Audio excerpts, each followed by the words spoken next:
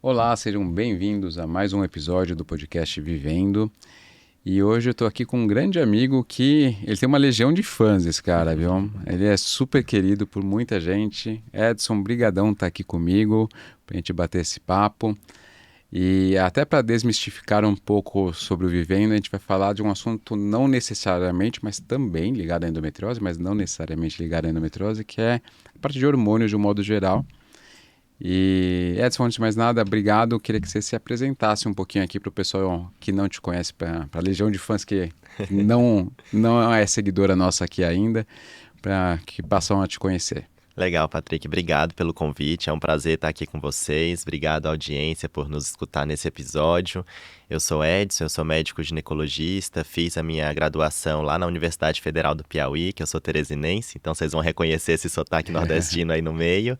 Vim para São Paulo para fazer a residência em ginecologia e obstetrícia no HC, onde eu fiz uma formação mais específica na parte hormonal, de ginecologia endócrina, que é com que eu trabalho principalmente hoje. Continuei lá, fiz meu doutorado lá e continuo até hoje como assistente dos setores de planejamento familiar e de saúde LGBTQIA+, dentro do ambulatório da ginecologia do HC. Que legal, maravilha. Você deve conhecer a Lia, né? Sim, a Lia foi minha professora na faculdade e hoje a gente interage bastante. Ela também faz Tá na parte da Febrasgo, né? Febrasgo, a gente tem ali uma interface em comum. A gente estava junto recentemente num evento. A Lia foi minha R3 quando eu era R1.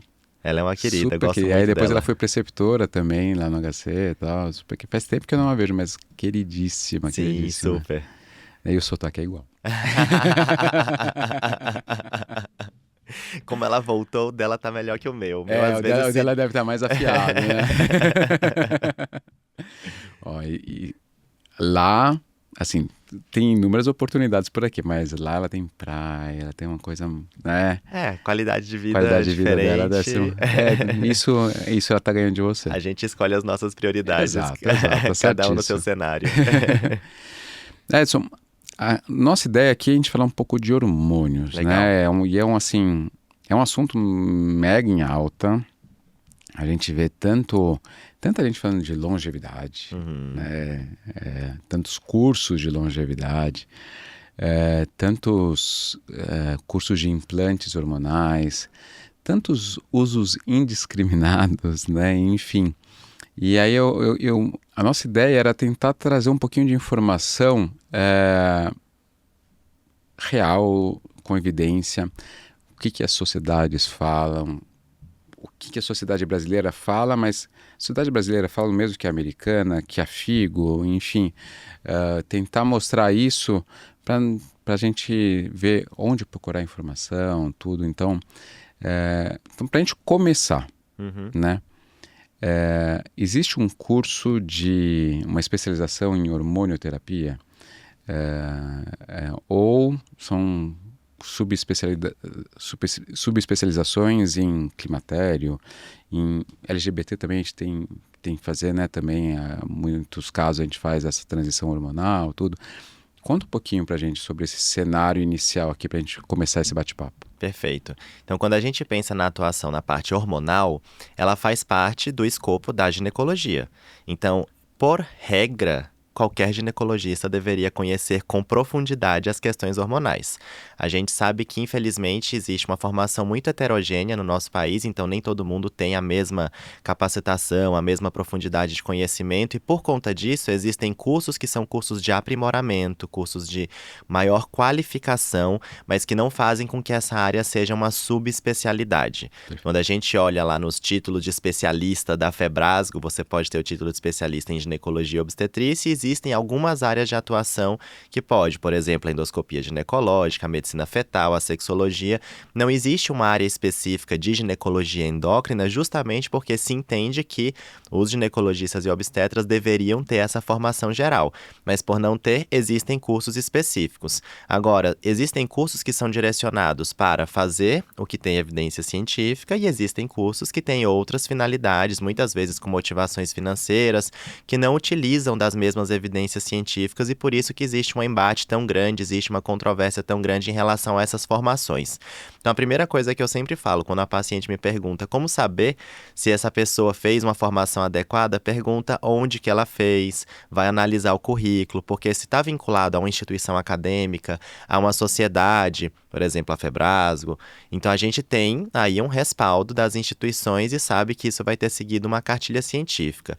Em outros cenários, não necessariamente, então a gente precisa sempre filtrar e no momento em que todas as informações estão disponíveis, você tem que saber por que aquela informação chegou até você, qual é a motivação da pessoa que trouxe aquela informação. Sempre ter muita crítica em relação a isso. É importantíssimo isso, né? É engraçado ou como você começou aqui, que falando, supostamente todo ginecologista deveria saber profundamente, né? A ginecologia endócrina, e a gente vê que não é realidade. Inclusive a gente vê muita gente boa, mas aí falando, eu quero fazer um novo curso para me atualizar. Aí beleza, Sim. aí tá ótimo, né? Isso é louvável, aliás, né? As pessoas que Exatamente. querem atualização Isso é perfeito, eu acho fundamental, isso é importantíssimo. Mas às vezes, numa dessas de quero me atualizar, talvez procure um curso com uma finalidade distinta daquilo que a sociedade recomenda, tudo. E a gente vê muito mídia social e tudo mais. Às vezes o alcance desses cursos é ainda maior do que um curso de uma sociedade ou de uma instituição acadêmica, né? Então, e a pessoa... Existe uma frase que o pessoal fala muito, né? Tem um médico influencer que fala muito, e eu concordo em parte, mas ele usa pro lado dele, que é um lado um pouco equivocado, que é a ausência de evidência não é evidência de ausência, Sim. né? Então, ele fala, não, porque a sociedade demora muito para incorporar os novos tratamentos nos seus consensos, nas suas recomendações, porque eles querem esperar que apareça essa evidência, talvez essa evidência nunca vá surgir. Como que a gente deveria rebater isso? Ótimo. Então, eu gosto muito de pensar que, para toda terapêutica nova que vai ser instituída, a gente precisa de um ensaio clínico que respalde eficácia e segurança.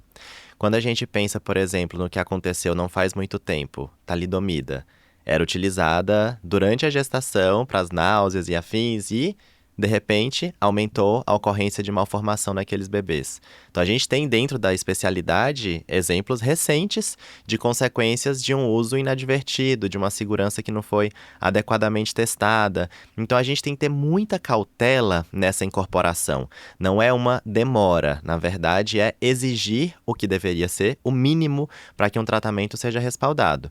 Quando a Anvisa, que vai analisar a regulamentação de medicamentos, ela decide pela aprovação ou não, é porque aquele medicamento ele passou por estudos de fase 1, fase 2, fase 3, que são estudos que começam primeiro avaliando a segurança, para depois partir para uma eficácia numa população mais homogênea, para depois partir para a eficácia numa população mais heterogênea, que é o que a gente vai encontrar no dia a dia do consultório. A gente vai pensar em oferecer um medicamento para uma menina de 18, 20 anos, de 35, 40, para uma com IMC mais baixo, para outra com IMC mais alto, uma que fuma, uma que não fuma. Então, essa população mais diversa, ela tem que ser representada num ensaio clínico para que a gente possa dizer, realmente funciona, independente de quem seja, ou para que a gente possa fazer análises estratificadas, ou seja, pegar os subgrupos e entender para quem que ela funciona e para quem que ela não funciona, e mais do que funcionar, a gente tem que ter evidência de segurança. Existe um princípio dentro da medicina, o primum non nocere, então antes de mais nada, eu não vou causar dano. E aí depois a gente vai buscar algo que seja terapêutico, mas a gente precisa se preocupar com segurança. Eu não posso oferecer algo que eu não tenha uma ponderação de risco e benefício.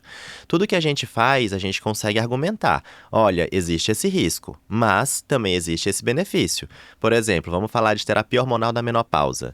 Uma paciente que chega com sintoma vasomotor, com aquelas ondas de calor, os fogachos, super incomodada, dormindo mal, com a qualidade de vida péssima por conta disso. Se eu oferecer estrogênio para ela, eu melhoro os sintomas, ela melhora a qualidade de vida, ela vai ficar muito mais satisfeita. E aí algumas me perguntam, eu tenho algum aumento de risco de qualquer coisa? Aumento de risco de câncer de mama, aumento de risco de trombose? A depender da formulação, a depender de como a gente prescreve, sim, pode haver um aumento de risco. Mas quanto que esse risco aumenta e quais que são os benefícios que contrapõem esses riscos? Eu estou melhorando qualidade de vida, melhorando qualidade de sono, diminuindo o risco cardiovascular, diminuindo o risco de fratura osteoporótica, que são coisas que matam tanto quanto ou até mais do que o que poderia aumentar de risco em relação a câncer de mama, por exemplo. Então, no final das contas, nessa avaliação, eu tenho os dados para dizer para a pessoa o que aumenta de risco e o que eu tenho de benefício. De onde vieram esses dados? De ensaios clínicos. Terapêuticas que não foram testadas dentro de ensaios clínicos, você não tem essa resposta. Então, o que eu estou te oferecendo? Isso vai me trazer algum risco? Não sei. Isso vai me trazer algum benefício? Não sei. O que predomina? É risco ou é benefício? Não sei. Se a gente não sabe, a gente está correndo num cenário completamente desprovido de informação para que essa decisão possa ser feita de maneira adequada. Então, isso é muito perigoso. Acho fundamental isso. E legal que você já trouxe até o exemplo da menopausa aqui para a gente debater. E aí eu pensei agora, em tentar dividir assim em 3 coisas. Anticoncepcionais, porque a gente sabe o quanto se fala na mídia, tá? Sim. Muita coisa demonizando, enfim. 2, reposição hormonal pós-menopausa. E 3, uso estético hormonal, né? E se der tempo, é que eu acho que talvez merecesse um podcast só para isso, para falar de transição hormonal, a partir de LGBTQIA+, mas eu acho que talvez fique muito corrido. Mas se der tempo, a gente dá uma pincelada também para não desmerecer o tema, que eu acho que é um tema importante. Perfeito. Então vamos começar com anticoncepcional. Doutor Patrick, eu não quero usar anticoncepcional porque ele dá trombose. A gente ouve isso o tempo inteiro. Sim. E é uma medicação que a gente utiliza desde a década de 70, com inúmeros estudos, enfim. Então eu queria que a gente tentasse transformar para a paciente de uma maneira clara, fácil de entender aqui, que o anticoncepcional sim tem seus riscos, como você já falou desde o princípio. A gente vai avaliar esses riscos antes, né? Mas ele é uma medicação muito segura. Sim, então vamos lá. A primeira pílula anticoncepcional, que era o Enovid, ela foi lançada nos Estados Unidos em 1957 como regulador menstrual, e aí em 1960 ela foi aprovada para uso terapêutico com o que antes era um evento adverso, que era diminuir as taxas de fertilidade. E, na época, ele tinha uma quantidade muito mais alta de estrogênio do que o que a gente tem hoje. Eram 150 microgramas de mestranol, que é um precursor do etinilestradiol. Hoje, a gente trabalha com pílulas na faixa de 15 a 35, 8 a 10 vezes menos. Naquele cenário, houve um aumento de eventos tromboembólicos porque era uma dose muito alta de estrogênio. E o estrogênio ativa fator de coagulação, ele aumenta realmente esse risco de trombose. Com a redução progressiva das doses de estrogênio, reduziu bastante a ocorrência de fenômenos tromboembólicos. Então, quando uma pessoa me pergunta se uma pílula aumenta o risco de trombose, um anticoncepcional aumenta, a primeira resposta que eu vou dar é: depende de qual a gente está falando. Porque existem 2 grandes grupos de hormônios, né? Os métodos combinados e os métodos de progestagênio isolado. Perfeito. Os combinados são os que têm estrogênio e eles podem aumentar o risco de trombose. Progestagênio isolado não aumenta risco de trombose. Então, pílula que é só de desogestrel, de drospirenona, o implante de etonogestrel, o DIU de levonorgestrel, esses métodos não aumentam o risco de trombose. E aí vou te interromper, vou Por pedir favor. desculpa aqui. Doutor Edson, o meu vascular falou que eu tenho varizes, ele falou para não colocar o Mirena. Na verdade, é até o contrário, né? Se a gente for pensar que, varizes não tem nada a ver com a questão de trombose. É um fenômeno superficial e a trombose que a gente fica preocupado é a trombose venosa profunda. E 2, que Mirena é um método sem estrogênio, então ele não teria esse aumento de risco independente do que fosse. A gente, inclusive, usa Mirena em quem já teve evento tromboembólico e se as varizes tiverem associação com alguma coisa que ainda é meio controverso, mas seria com o estrogênio e não com o progestagênio. Então, é ótimo. E aí, qual que é o contraponto? Gestação. Se a pessoa não usar nada, ela está sob um risco de engravidar. E gravidezes vai ter compressão de sistema venoso, vai ter aumento ali da circulação nos membros inferiores, aumenta a predisposição a varizes ter engravidado. Então, é o contrário. E aí aumenta o o risco de raciocínio trombose também. funciona exatamente. Funciona muito para trombose no cenário dos métodos combinados. Quando a gente pensa qual que é a elevação de risco de uma pílula combinada para fenômeno tromboembólico.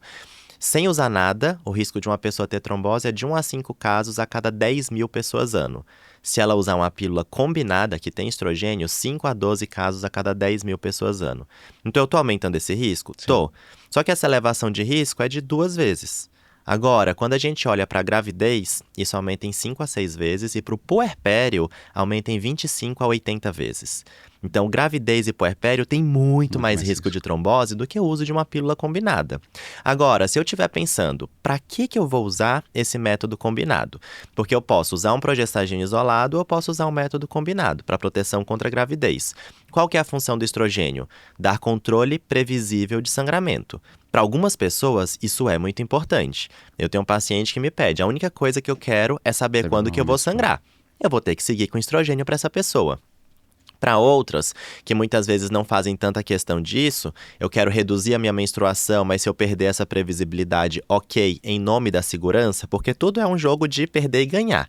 Então, o que eu tô perdendo? Eu tô perdendo o controle do sangramento, mas eu vou menstruar menos do que eu menstruava antes, as minhas cólicas vão melhorar, a minha TPM vai melhorar, e eu tô, com o meu principal objetivo, a proteção contraceptiva. Beleza, eu quero usar um método de progestagem isolado, ele é mais seguro, e a gente pode utilizar mesmo para quem já teve trombose, mesmo para quem já teve infarto, AVC, para uma pessoa que tem uma predisposição porque tem uma trombofilia, tem enxaqueca com aura que aumentaria o risco de AVC, todas essas situações que seriam contraindicação ao método combinado, eu posso usar um método de progestagem isolado. Eu estou num terreno muito mais seguro, tem pouquíssimas contraindicações à progestagem isolado. De verdade, só tem 2.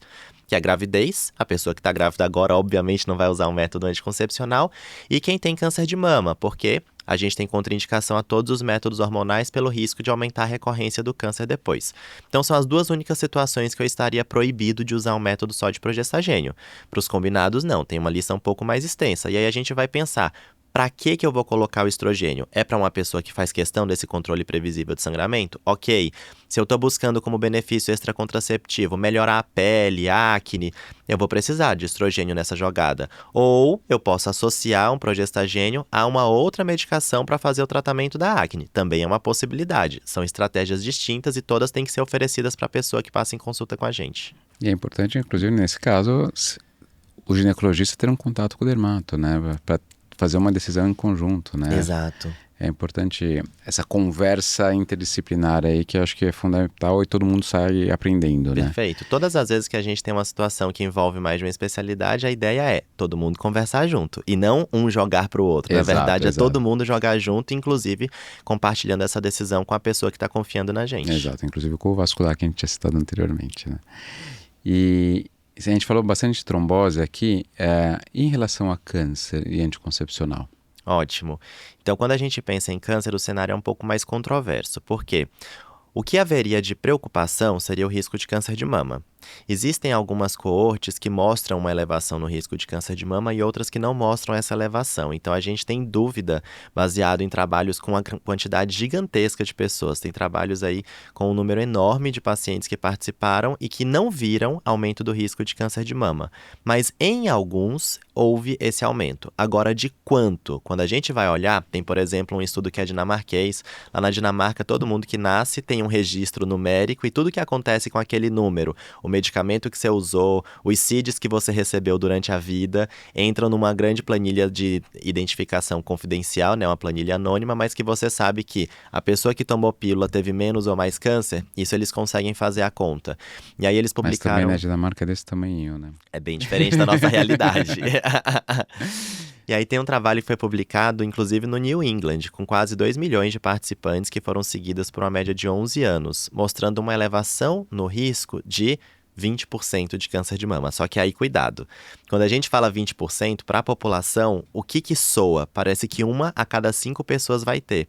Só que isso não é verdade. Quando a gente olha risco, a gente tem que olhar risco atribuível. Ou seja, o que é responsabilidade do método anticoncepcional hormonal no impacto do risco de câncer de mama. Sabe de quanto que foi? Um caso extra a cada 7.600 pessoas usando anticoncepção hormonal por um ano. Então, é uma elevação de risco muito pequena. E qual que é o contraponto? redução do risco de outros cânceres. A gente fala muito de risco e fala pouco de benefício. Exato. Então a gente tem que bater mais na tecla dos benefícios, porque os benefícios eles vão atingir a maioria das pessoas. E aí o que vai ter de benefício em relação à redução do risco de câncer? Reduz o risco de câncer de ovário, reduz o risco do câncer de endométrio e especificamente para os combinados eu reduzo o risco de câncer coloretal. Câncer coloretal é mais frequente, é o terceiro mais comum. Câncer de ovário e de endométrio são neoplasias que nem são rastreáveis, não tem um exame que você possa fazer para detectar precocemente. Totalmente diferente de um câncer de mama que você consegue detectar precocemente. Câncer de ovário tem uma letalidade muito maior do que de um câncer de mama. Então eu estou reduzindo situações que são mais graves do que a elevação do risco de câncer de mama. E mais do que tudo, eu estou reduzindo gestação. E por mais que gravidez, num cenário de um pré-natal bem feito, com acompanhamento adequado, na maior parte das vezes vai ter um desfecho favorável, essa é uma situação de vulnerabilidade. Com certeza. E redução de gestação leva à redução de mortalidade materna. Existem estudos, tem um inclusive na Lancet publicado, mostrando que a ampliação de acesso a métodos anticoncepcionais reduziu em 40% a mortalidade materna. Você está engravidando menos, programando quando que vai engravidar, dando um intervalo interpartal adequado. Consequentemente, eu estou promovendo proteção à saúde. Então, no final das contas, eu estou fazendo muito mais benefício do que risco. E como que a gente sabe de tudo isso? Porque foi adequadamente estudado. Perfeito, eu acho que é fundamental isso. A gente vê, e é engraçado, vou pegar até o ponto que você falou do risco atribuível agora há pouco. O quanto a gente vê de pessoas publicando nas redes sociais algum estudo, saiu uma meta-análise XYZ. Só que você vê claramente, ou o cara, ou a pessoa, enfim, é muito mau caráter e manipula os dados, ou a pessoa literalmente não sabe o que está falando, né? Porque assim, não é porque é uma meta-análise que é uma verdade, né? Uhum. Então, eu queria falar um pouco sobre saber ler um estudo científico. Isso é uma das coisas mais difíceis. Porque, infelizmente, nem mesmo dentro de instituições de ensino superior as pessoas recebem letramento científico adequado. Que dirá para uma pessoa que não fez um curso, por exemplo, da área da saúde. Ela não vai ter acesso a esse tipo de conhecimento, de informação. Então, como que eu vou conseguir promover esse tipo de educação? É dificílimo de fazer. Habitualmente, você falou da meta-análise, né? Então, a meta-análise ela é uma estratégia de analisar de forma estatística um conjunto de dados que é oriundo de outros estudos. Uma meta-análise ela vai ser boa se os estudos que foram incluídos foram bons. Tem uma expressão em inglês que é clássica de meta-análise, né? Que é o GIGO, garbage in, garbage out. Então, se eu inserir lixo, vai sair lixo. Você não vai conseguir um resultado adequado. Então, a gente tem que olhar, além da meta-análise, quais que foram os estudos que foram incluídos nessa meta-análise e se eles são bons para responder aquela pergunta. Porque é muito fácil de, sem querer, você cair num viés. De você selecionar uma pessoa para um tipo de tratamento e outra pessoa não. Então é por isso que é importante que haja randomização. O jeito de medir desfecho, ele é diferente. Então se eu fizer a pergunta de um jeito ou de outro, eu estou influenciando nesse resultado. Tudo isso tem que ser analisado, mas você precisa, de formação para isso e 2, de tempo para conseguir analisar aquele conteúdo de forma adequada. A gente está num momento de produtividade científica altíssimo. Então você precisa de tempo para parar e ler. Não só o resumo, mas ler o artigo completo e dizer, esse artigo ele faz sentido, a metodologia é adequada para responder aquela pergunta ou não. A gente está num cenário em que eu não posso considerar aquela evidência como válida, mas isso precisa de letramento científico da comunidade médica e também da comunidade leiga. E eu acho que assim, até aproveitando pela dificuldade que você falou e que a gente vê realmente, muita gente não sabe ler e é uma falha da formação mesmo. Vamos tentar usar a tecnologia a nosso favor, né? Então assim, pelo menos ensinar as pessoas a fazer perguntas, né? Então tipo, se você souber fazer a pergunta adequada, se você fizer o upload de um artigo científico no GPT e souber perguntar para o GPT, ele vai saber analisar aquilo também, né? Então eu acho que é algo que veio que facilita também a análise daquilo, né? Então eu há pouco tempo eu tinha uma influência de endometriose que postou um artigo um tanto quanto sensacionalista, era uma meta-análise péssima e sobre causas de endometriose e tudo mais. E aí eu estava preparando o meu texto de como postar aquilo, eu tava falei, gente, vamos ver como que o GPT responderia, né? Uhum. E aí eu fiz o upload e aí eu terminei justamente isso. Ensine o seu GPT a avaliar, né? Porque ele vai conseguir te mostrar exatamente isso. Olha, o Garbagin, Garbajalta, ele vai conseguir ver isso, né? Aham. Olha, os estudos que entraram nessa meta-análise são XYZ, eles não têm nenhuma relevância estatística, nenhuma relevância científica, né? Então, é lógico que essa meta-análise também não tem, né? Então, às vezes a pessoa não sabe avaliar, mas se a gente puder utilizar, se a gente souber utilizar a tecnologia a nosso favor, né? Já que a gente tem algo à disposição, já que a gente vê tanta gente utilizando o GPT hoje como se fosse o Google, né? Uhum. Por que também não utilizar ele para o bem, né? Não só para fazer um estúdio Ghibli, né? Então, vamos utilizar para coisas importantes também para o nosso dia a dia, para Sim. avaliar o que aquela pessoa falou. A cura para sua coisa é isso. É isso, Uhum. né? E seja para um tratamento clínico, a gente está falando de hormônios aqui, mas seja para um tratamento cirúrgico, né?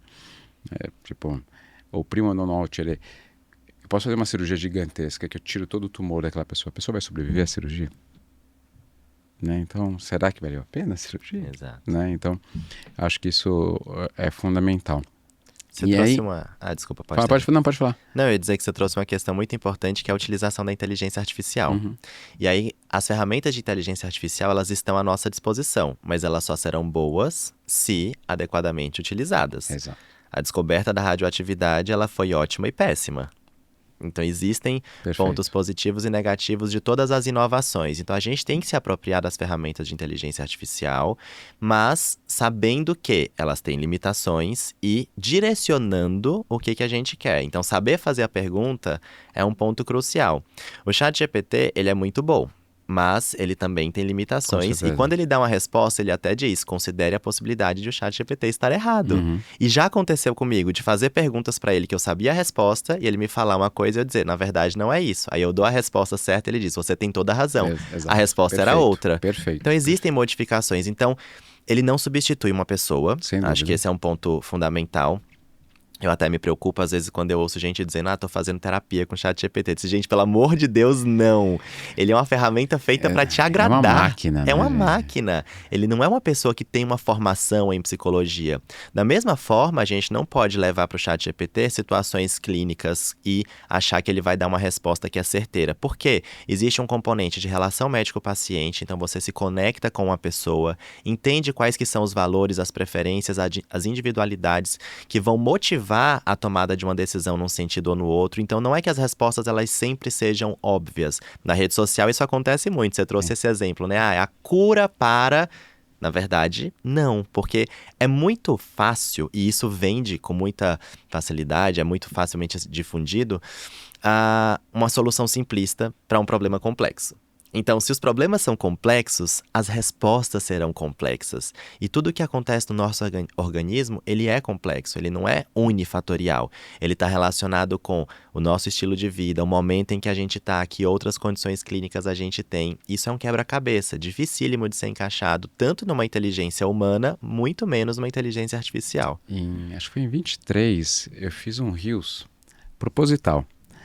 No centro cirúrgico, eu tinha acabado de sair de uma cirurgia e aí eu fiz um vídeo que eu começava. Foi encontrada a cura da endometriose. E aí eu falava justamente que essa era uma notícia que a gente adoraria dar. Mas por causa dessa chamada, foi um Reels que bombou absurdamente. Absurdamente. Então a gente sabe que as pessoas se utilizam disso. Uhum. Né? Então tem tantas pessoas... Seja para endometriose, seja para diversas outras patologias, as pessoas prometem uma cura, né? E com isso elas viralizam e ganham milhões de seguidores e cobram trocentos mil para alguma coisa, enfim. Então a gente sabe que virou é algo proposital, né? Uhum. É saber lidar com o algoritmo, é saber. Então tem que ter muito cuidado com isso. Eu sou um cara fã de rede social, acho que todo mundo sabe disso, mas a gente tem que ter muito cuidado em como utilizá-la, né? Em como consumi-la também. Então eu acho que isso é muito importante. O Felca trouxe né, naquele vídeo dele sobre pedofilia, que aliás foi muito bem feito, muito bem conduzido. ele, em poucos minutos, ele conseguiu treinar o algoritmo de uma conta nova em só aparecer perfis de pedófilos, que estimulavam a pedofilia, enfim, a pornografia infantil e tudo mais. Então, o algoritmo, se você procurar por cura de endometriose ou por cura de câncer e tal, ele vai mostrar um monte de pessoas que prometem isso, né? E eu acho que isso é extremamente injusto, porque a pessoa que está vivendo com endometriose, a pessoa que está sofrendo por conta de um câncer, de qualquer doença crônica, ela está desesperada por uma solução. Vulnerável total. Vulnerável. Então, a pessoa que faz isso, ela, na verdade, está dando uma demonstração de um caráter duvidoso, porque ela está se aproveitando da vulnerabilidade para vender uma solução que certamente não é a que vai resolver o problema da pessoa. Se fosse, você acha que a gente já não estava fazendo? Exatamente. Todo mundo quer uma solução para as coisas, mas as coisas não são tão fáceis quanto elas parecem. Então, não se aproveitar dessa vulnerabilidade é uma demonstração de ética. Com certeza, com certeza. Acho que é importantíssimo a gente trazer isso, porque é algo fundamental.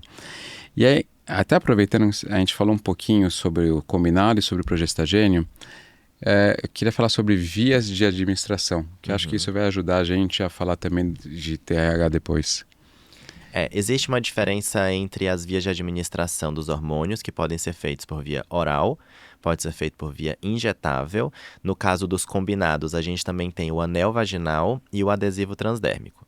No caso dos progestagênios isolados, além da via oral e do injetável, a gente também tem o implante subdérmico e o dispositivo intrauterino. Essas vias, elas entregam os hormônios de forma distinta, mas depende também do que está presente naquela composição. O que eu quero dizer com isso? Eu tenho adesivo de anticoncepção e eu tenho adesivo de TH. Mas no adesivo de terapia hormonal, o que tem é estradiol. No adesivo da anticoncepção, o que tem é etinil e estradiol. E etinil é um tipo de estrogênio diferente do estradiol. Consequentemente, as circunstâncias em que eu posso usá-lo é diferente das circunstâncias em que eu posso usar estradiol. É por isso que às vezes tem contraindicações para uma anticoncepção combinada, mas que não são contraindicações para uma terapia hormonal. Então, é a mesma via, mas o hormônio que está presente não é o mesmo. E a gente também olha para a via oral e para a via não oral, e aí entrando já no cenário da terapia de reposição hormonal. Estradiol, administrado por via oral, tem um impacto nos fatores de coagulação que é diferente do estradiol quando administrado por uma via não oral, que vai ter menos impacto, que não tem essa elevação do risco de trombose. Então, existem benefícios na troca de via a depender da molécula que a gente está analisando.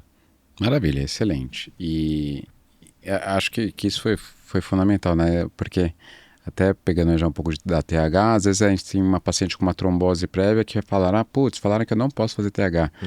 Mas eventualmente a via transdérmica pode ser uma via interessante para aquela mulher, né? Exato. Então, se a gente for pensar uma pessoa que teve trombose, quando a gente vai para anticoncepção, eu não vou usar estrogênio. Porque quem faz a anticoncepção é o progestagênio. Então, eu já tenho à disposição a molécula que faz a proteção contra a gravidez sem aumentar o seu risco de recorrência de trombose. Na terapia hormonal, quem que é o elemento predominante? Quem que é a molécula que vai tratar os sintomas daquela pessoa? É o estrogênio. Então, aqui ele tem um papel de protagonista, diferente lá da anticoncepção, que o protagonista é o progestagênio. Então, eu preciso do estrogênio e eu posso oferecer por uma via que não eleve o seu risco, que é o caso da via transdérmica, da via não oral. Então, pode ser adesivo, pode ser gel, pode ser o spray, mas a gente tem formulações que não envolvem essa elevação nos marcadores de coagulação, que fazem com que a gente possa levar em conta a via de administração para escolher uma terapia hormonal para uma pessoa que teve trombose. Claro, se ela teve trombose, eu tenho que entender por que ela teve trombose, em que cenário que ela teve. Ela estava numa UTI hospitalizada por uma COVID, por exemplo, é um cenário. Ela teve uma trombose espontânea, acordada se mexendo sem nenhuma imobilidade, é um cenário diferente. Foi pesquisada a causa dessa trombose, então existem pessoas que tiveram trombose que têm uma mutação genética que predispõe o risco de novos eventos tromboembólicos. Tem outras pessoas que não têm essa mutação, então a presença de mutações vai fazer com que a gente olhe de maneira distinta para aquele caso quanto ao risco de recorrência. Existem algumas trombofilias que têm maior potencial de novo evento de trombose. Então a gente vai discutindo isso junto com a pessoa que cuidou do evento de trombose. A gente não invalida a fala do hematologista, do vascular, da pessoa que está cuidando daquele caso. Mas a gente, enquanto ginecologista, também tem que entender que nós somos as pessoas que estudamos hormônio. Então, nós Perfeito. sabemos do que a gente está falando em relação a aumenta risco ou não aumenta risco. Então, conversar, porque às vezes, e é natural que isso aconteça, se você me perguntar características dos diferentes anticoagulantes, eu não vou saber. Não é isso que eu estou estudando. Então, lógico que eu vou precisar escutar muito mais um vascular, um hematologista que estuda isso todo dia. Na ginecologia, a mesma coisa. A gente vai compartilhar essa decisão, mas a gente vai discutir. Olha, para anticoncepção, eu sei que eu posso usar progestagina isolado, tá tudo bem. Existem critérios de elegibilidade, se você quiser eu te mando as referências e discute com outro profissional. Na terapia hormonal é a mesma coisa, tem diferença entre via oral e transdérmica. Vamos chegar num acordo porque essa pessoa está sofrendo muito com os sintomas e precisa ser tratada, e aí a gente vai negociando. Isso é muito mais saudável do que simplesmente proibir tudo ou dizer, eu não quero resolver, resolva com a outra pessoa. Também não, a gente Exato. não vai delegar responsabilidade, mas sim assumi-la junto. Acho perfeito isso. E até pensando um pouquinho nessa transição que a gente está fazendo aqui de assuntos da anticoncepção para terapia hormonal, eu queria que você comentasse um pouco sobre um tema polêmico, que são os pellets. Tá. Eu sei que é difícil, mas bora lá, bora lá. Estamos aqui de uma maneira leve. Bom, então, os pellets, os implantes, eles são uma tecnologia que parece ser interessante para liberação de hormônios. Por que eu estou falando com tantos parece ser interessante? Porque não tem estudo. A grande verdade é essa. A gente tem pouquíssimos estudos com quaisquer implantes que sejam e eles não têm homogeneidade em relação à formulação. Então, tem um estudo que tem uma quantidade de estrogênio, outra quantidade de testosterona, uma outra quantidade de progesterona. Então, quando você olha, você não consegue dizer é realmente eficaz, é realmente seguro. Eles vêm com esse apelo de que, por ser uma via não oral, eles seriam mais seguros do que a via oral que foi testada. Só que a gente não tem quantificação desses dados e, mais do que isso, as doses que são liberadas, elas são muito variáveis e geralmente suprafisiológicas. Então, quando você dosa a quantidade de hormônio que tem no corpo de uma pessoa que inseriu um implante, na maior parte das vezes ela está em níveis acima do que deveria, acima do que é recomendado. Tem um monte de estudo de implante de testosterona, por exemplo, que chegam a doses que seriam equivalentes a que um homem cis usaria. Então, níveis muito mais altos do que o que seriam recomendados. E essa é a grande preocupação. Se eu estou dando hormônio em excesso, será que eu não estou aumentando o risco dessa pessoa? Para responder a essa pergunta, eu precisaria de um ensaio clínico. E esses ensaios clínicos, eles requerem um investimento de tempo, de dinheiro. E aí, por que a indústria que já está vendendo isso vai dispensar dinheiro nesse investimento que talvez traga respostas que ela nem queria ouvir? Então, existe uma motivação para eles não acontecerem também. Só que se a gente for pensar em princípios científicos, em princípios éticos adequados, o certo é que esses implantes fossem testados. Não por acaso, hoje, inclusive, tem um estudo sendo iniciado, sendo conduzido pela Divisão de Ginecologia do Hospital das Clínicas, da Faculdade de Medicina da USP. Nosso professor titular resolveu dizer assim, não, a gente precisa de respostas. Então, vamos fazer um estudo para entender se o que essa formulação está entregando ela é adequada ou não. A gente ainda não tem esses dados, então não tenho como te responder. Mas isso vai ser de um tipo específico de implante, isso não vai ser extrapolável para os outros tipos. Então, até essa construção de evidência, ela é trabalhosa. Fazer ciência não é fácil, na verdade. Sim, Requer tempo, requer investimento, requer dedicação e profissionais qualificados envolvidos nesse processo. Então, os implantes, eles são um terreno bastante polêmico e que, quando a gente fala as sociedades se posicionam de maneira contrária. Por que a sociedade se posiciona de maneira contrária? Porque eles sabem que existem riscos à segurança. Só que esses riscos eles não estavam sendo documentados até muito pouco tempo. Faz muito pouco tempo que se iniciou uma plataforma de registro de eventos adversos associados ao uso dos implantes, ao uso indiscriminado de hormônios de uma maneira geral. A plataforma do Vigicom. Você mencionou a Lia no começo do episódio. A Lia é uma das pessoas que encabeça a organização dessa plataforma, é uma das pessoas que ajuda na divulgação dos dados que são oriundos dessa plataforma. Então, como antes ninguém tinha nenhuma informação, parecia que nada acontecia. mas não é verdade. Aí eu vou trazer aquela frase que você mencionou, né? Que a ausência de evidência não é evidência de ausência. Então, antes você não tinha informação nenhuma, então parecia que nada estava acontecendo. Só que isso não é verdade. Existem coisas que estavam acontecendo, mas que não eram documentadas, porque não existia ninguém que tinha colocado energia em relação a isso. Hoje a Febrasgo, junto com outras sociedades de endócrino, acabaram criando essa plataforma para que a gente possa ter esses dados de forma objetiva. Você era advogado do diabo aqui. Não, vamos apimentar um pouquinho isso. Duas coisas. Uma, Edson, a gente, né?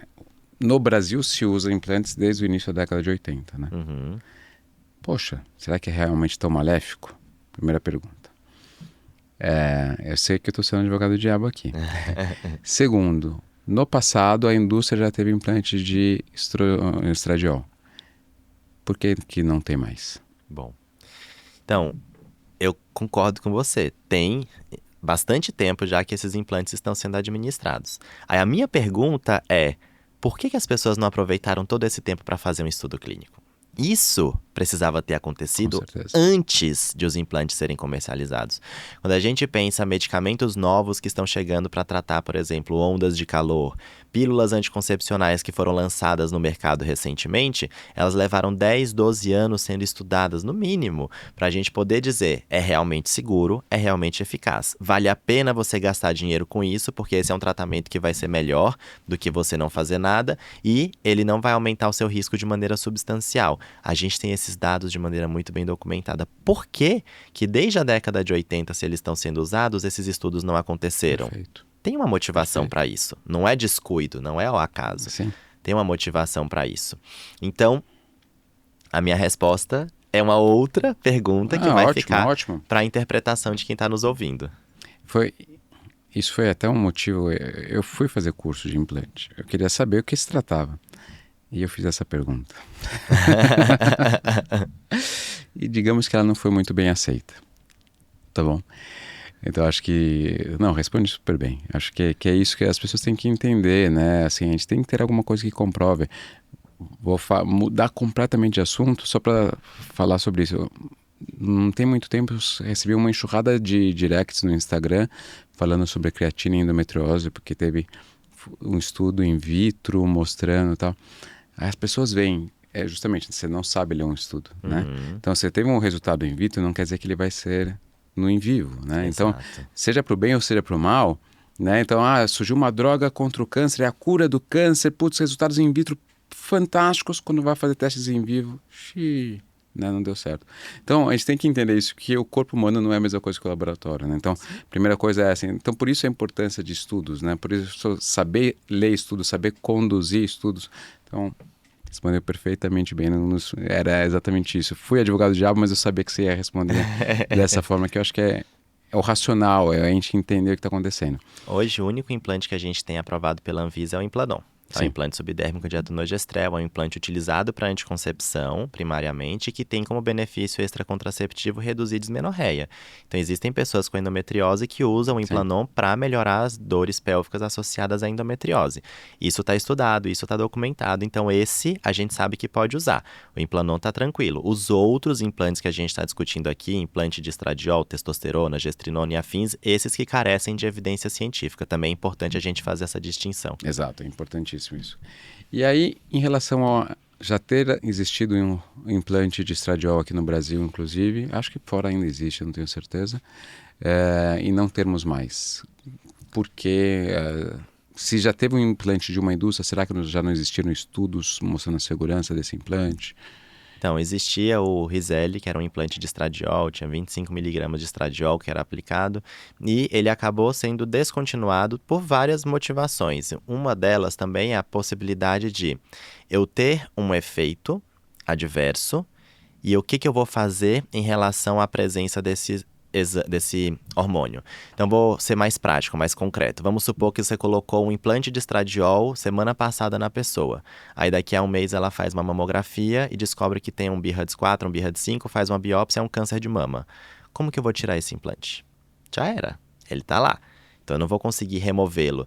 Se a pessoa evoluísse com uma trombose, como que eu ia retirar esse hormônio? Então, por conta disso, foi um dos vários motivos pelos quais se decidiu pela descontinuação, além de questões comerciais também, que não estava sendo muito rentável naquele cenário, tinha uma outra perspectiva financeira envolvida, ele acabou deixando de ser utilizado. Então, existem estudos que validaram a utilização daquele implante especificamente, com aquela dose. Quando a gente pensa em mecanismo de liberação de droga, existem várias membranas que vão fazendo a liberação progressiva daquele hormônio para que todos os dias você atinja uma concentração sérica estável, para que a gente não tenha grandes flutuações. Então, para aquele mecanismo que tinha sido utilizado, foi testado, mas não é isso que acontece na maior parte das farmácias, dos laboratórios de manipulação que tem em Brasil afora. Na verdade, tem diferentes jeitos de liberação desses hormônios e que muitas vezes entregam doses que são inadequadas, que são doses muito elevadas. Isso é interessante falar,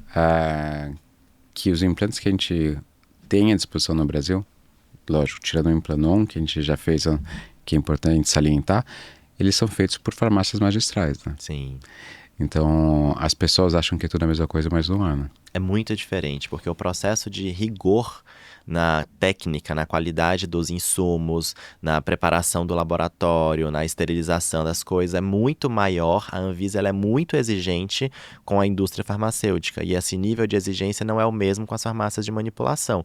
Então pode acontecer variação tanto na quantidade das coisas que é colocado, colocar menos ou mais do que o que se propôs, como também na segurança em relação, por exemplo, a riscos infecciosos. Então existe uma diferença no controle sanitário das farmácias magistrais em relação à indústria que tem todo um controle que é muito preciso, que é muito adequado, que é muito acurado. É a mesma situação dos implantes, estava falando, a mesma situação da gestrinona. Gestrinona já foi usada no passado. Sim. Existia estudo de gestrinona via oral para tratamento de endometriose, de sangramento uterino normal, por mioma, adenomiose e afins. Mas a gestrinona foi descontinuada por quê? Porque surgiram outras coisas que eram tão eficazes quanto, porém mais seguras. Então, por que eu vou deixar uma coisa que tem mais efeito colateral se ela não tem nenhum benefício terapêutico? Então, a gente não é que ela não funciona, mas é porque ela tinha mais evento adverso. E aí, agora, nos implantes de gestrinona, qual que é a segurança que a gente tem? Pode acontecer elevação de transaminase das enzimas do fígado, pode acontecer piora de perfil lipídico, pode acontecer um monte de outros eventos adversos, incluindo, pela atividade androgênica dela, mudança de tom de voz, clitoromegalia e alterações que muitas vezes são irreversíveis. E a pessoa que está passando por isso, ela está desesperada por uma solução. Você fala que isso vai resolver meu problema, eu nem vou perguntar se tinha algum risco envolvido, você só vai descobrir depois. A gente vê muita gente dizendo, nossa, eu coloquei e agora eu me arrependi porque aconteceu tal coisa. Então esses arrependimentos, eles existem porque faltava orientação também. Sem dúvida, sem dúvida. Acho que é importantíssimo isso. E aí a gente consegue até falar um pouquinho sobre o apelido que o implante de gestrinona ganhou, né, que é o chip da beleza. Que na verdade, primeiro, não é um chip. Segundo, nem sempre é da beleza, né? E a gente tem alguns efeitos colaterais que pode justamente até trazer coisas ruins. Eu vou trazer um exemplo e aí depois eu deixo você falando aqui um pouco. Alguns anos atrás a gente tinha um programa na TV chamado Pânico, que tinham as meninas de biquíni lá desfilando, e uma das paniquetes, assim como a maioria utilizava a gestrinona, mas uma delas veio a público falar que tinha colocado no implante da gestrinona. Realmente ela treina, então ela teve resultados, né, de anabolismo que ela queria, que as pessoas esquecem disso, né, que o chip da beleza na verdade é um anabolizante, mas ela teve os efeitos colaterais que inviabilizaram os trabalhos dela, né, porque ela era uma modelo. Então ela encheu a cara de acne, teve uma alopécia, então ela perdeu o trabalho, porque ela ficou com o corpo saradão, mas ela ficou com o rosto e com o cabelo muito ruim, né? Isso que foi um efeito que ainda é reversível. Você falou de outros, você já adiantou de outros que não são, que podem não ser. Então eu queria que a gente falar um pouquinho justamente sobre o uso indiscriminado de hormônios para fins estéticos, não só da gestrinona de um modo geral. Bom, então isso está muito claro. A gente não deve recomendar a utilização de hormônios para finalidade estética, porque o preço que se paga por isso é muito alto. O risco de complicações que estão envolvidas é muito alto. É lógico, todo mundo quer uma solução fácil. Eu queria também uma pílula mágica que eu fosse tomar, ou um implante que eu fosse colocar e no dia seguinte, ou alguns meses depois, eu ia Fortão com acordar abdômen tanquinho. super forte, exatamente. Todos os dias eu vou treinar, falo pro meu personal, eu não aguento mais, eu queria uma solução mais fácil. Matou aqui de Mas novo. estamos aqui todos os dias persistindo nessa labuta. Por quê? É o caminho mais adequado, por mais trabalhoso que seja. A vida é difícil. A vida é difícil. A gente quer soluções que sejam mais fáceis, mas a gente tem que ter muito cuidado.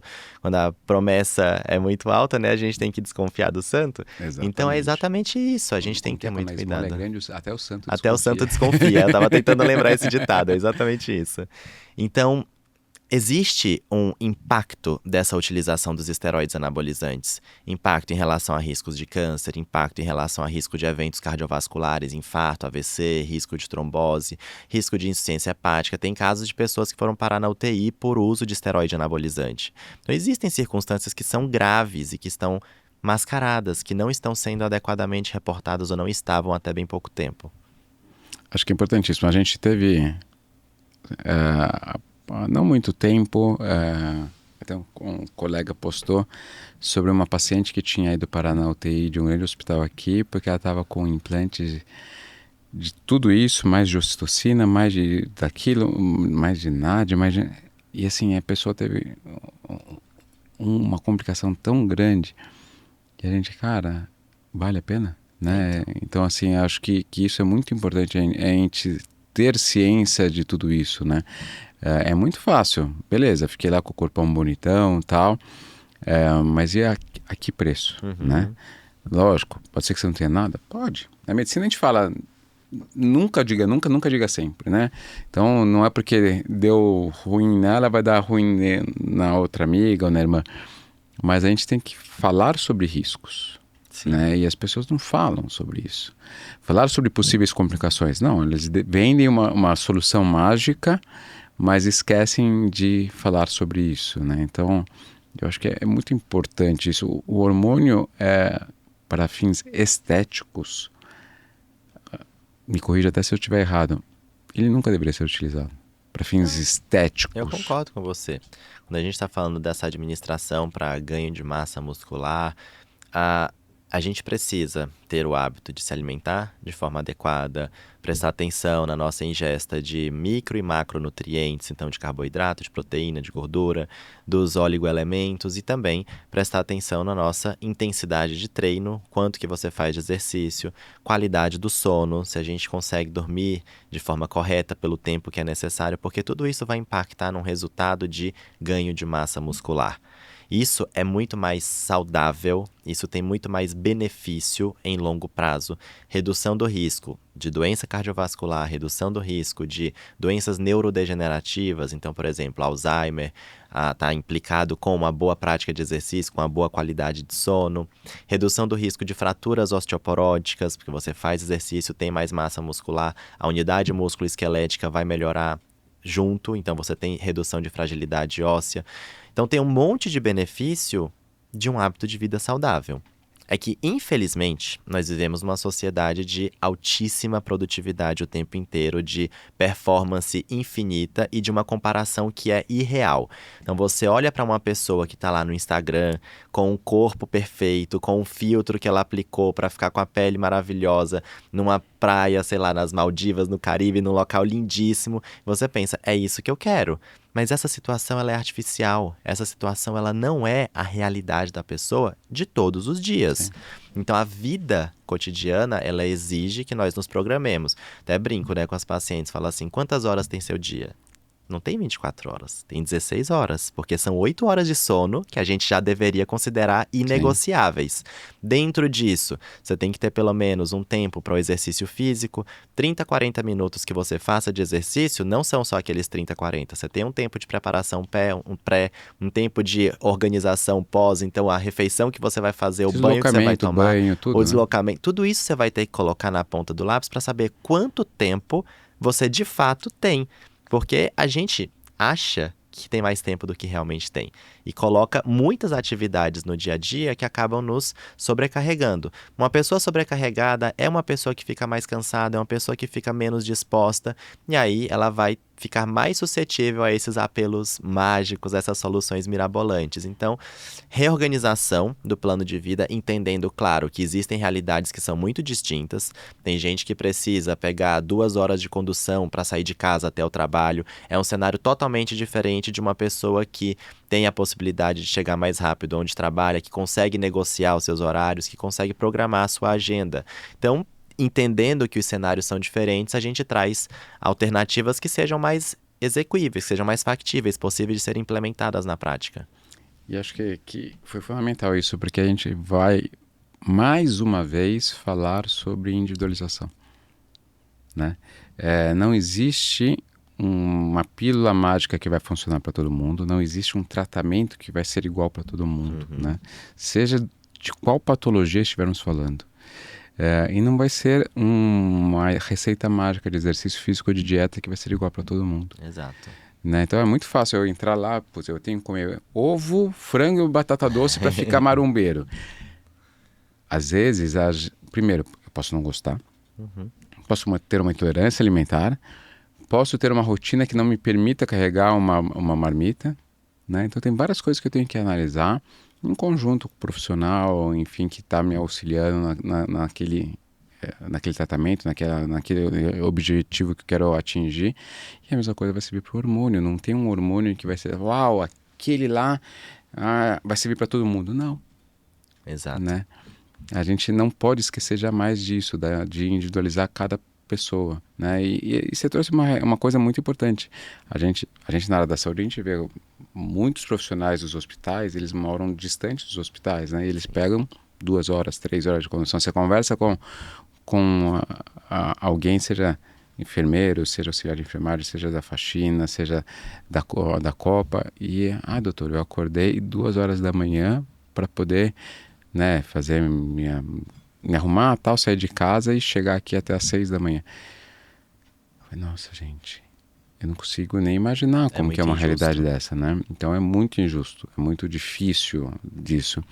Então a gente primeiro precisa ver essas questões individuais para ajudar na tomada de decisão e de um planejamento que, como você disse, que seja execuível, né? Acho que isso é fundamental. Edson, cara, você vê, o nosso bate-papo foi tão fluido que a gente já até passou do tempo que a gente tinha programado. Então, já vou fazer um convite para a gente falar sobre saúde LGBT, tá bom? Eu quero aprender e eu quero ajudar a difundir mais um assunto, como eu te disse. Eu não vou falar 5 minutos, que eu acho que não seria justo. Então, acho que a gente tem que sempre valorizar. Então, acho que e nada melhor que você é um cara que manja pra caramba. E acho que as pessoas viram o porquê você tem essa legião de fãs. Olha a facilidade como você traz informações, como você traz artigos X, Y, Z, falando com propriedade. Então, é todo mérito seu por ser a pessoa que por saber tanto, estudar tanto. Acho que fica meu agradecimento por você ter vindo aqui. Obrigado, Patrick. E queria que você falasse, acho que o seu recado final para quem nos assistiu até agora, o que você acha que o take home message? Bom, primeiro, obrigado pelo convite, é um prazer estar aqui com você, com todo mundo que está nos ouvindo, e acho que a mensagem mais importante é: encontre uma pessoa em quem você saiba que pode confiar. Acho que isso é fundamental. Confiar naquele profissional, hoje eu brinco, né? Eu só vou em médico por indicação, então eu não vou mais aleatoriamente. Pergunto para uma pessoa que eu sei que vai me dar uma boa indicação, uma boa recomendação de alguém que vai ser correto, que vai ser ético comigo. Acho que isso, construir uma relação de confiança é fundamental para que a pessoa vá te oferecer algo que faz sentido para a sua realidade, que é possível de ser acessado, que é possível de ser colocado em prática. Maravilha, maravilha. Acho que é isso mesmo. A boa e velha indicação, né? Antes das redes sociais era isso que funcionava, né? Era a indicação. Então isso ainda é um dos critérios de maior segurança, né, para uma pessoa passar com um profissional. Acho que é perfeito. Gente, brigadão para todos que nos acompanharam até agora. E não deixe de comentar aqui embaixo o que vocês acharam. E fica o convite para o próximo episódio. Obrigado.